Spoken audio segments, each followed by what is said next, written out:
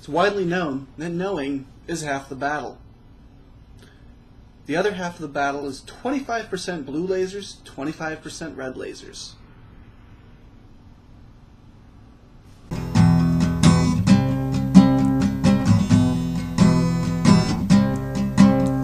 Hey everybody, this is Mike Sparks. Welcome back to the Sparklepony Roundup.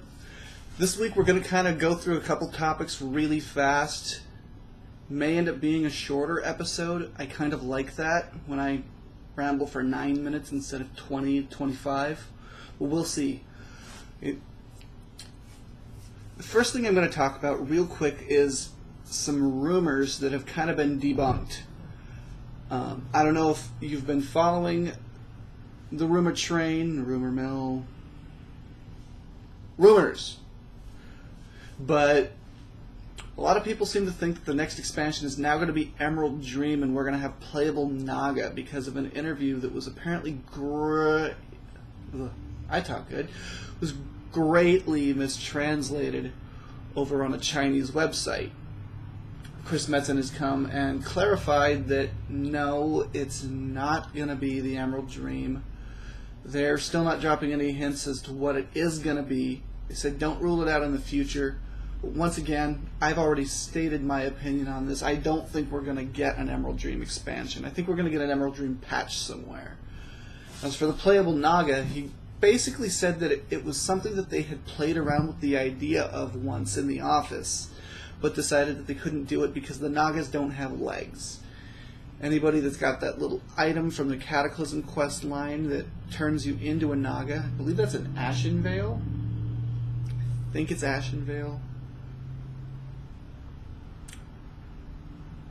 No, actually, it was Desolus. Okay. Anybody that has the item from the Desolus quest line that turns you into a Naga for a couple minutes can kind of see the movement problems, so I think their concern's pretty legit there. They did talk about the idea of an Emerald Dream expansion. They also talked about the other avenues that they could go, which right now primarily seem to either be the Burning Legion, which everything has been building up towards, I think makes the most sense, or possibly an expansion where we actually go to what's left of Zandalar and deal with the trolls. I don't know how much leveling content they could get out of that, though, so I'm honestly still going towards the Burning Legion concept. The other thing that I want to talk to you guys about this week is the in-game store. Now, it has basically been confirmed that there is going to be an in-game store. Right now, it still looks like it's mostly just going to be in Asia to kind of recoup some of the money they're losing over in that region. For those not familiar with what I'm talking about, over in Asia, they don't play on the same subscription model that we do. They play in a more internet cafe-based subscription model where they pay by the hour rather than by the month. Obviously, this leads to a lot of interesting problems with leveling and with money. It costs you quite a bit to level a character all the way to 90. That's why the first data mined item from the in-game store is an experience booster, so they can kind of speed that process along and not have to pay so much to get to the end game, which, as we all know, in World of Warcraft is where the real game begins. Now, we have no idea if the in-game store is going to come to the EU market or the US market. I honestly am not as opposed to it as most people. It's not something I would really use anyway, so it honestly just, it doesn't affect me. It affects me no less than the Sparklepony mounts that this podcast is named after. Actually, I don't think this is a podcast. What is the word for what this show is? I have no idea. Anyway, now it's been data mined now, at least in string format, that there's going to be a special currency for the in-game store. At least one, possibly two. The first one is called a battle coin. And it looks like the battle coins are actually going to be something that can be earned in-game as well as purchased. So this will be something similar to League of Legends and their Riot Points, Guild War II's Gem Store, or if anybody played Champions Online, they had something, I think they called them Cryptic Points, and you could slowly earn them in game to buy different perks. In their case, it was a little more game affecting. In Champions, you had so many different types of character you could make, and you gained access to a lot of them by buying the archetype. They would never do something like that in World of Warcraft. It was a terrible idea in Champions, and it's a large part of why I think I only played that game for about a week before I completely lost interest, because I felt like there was a lot that I couldn't do.